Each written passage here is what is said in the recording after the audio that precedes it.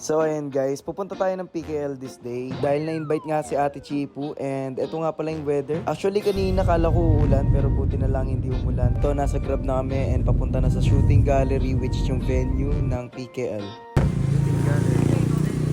Yan.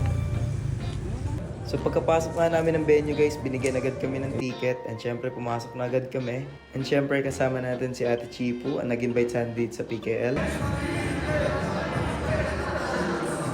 And nandito rin pala sila Rene J, si Heart, pati si Chano.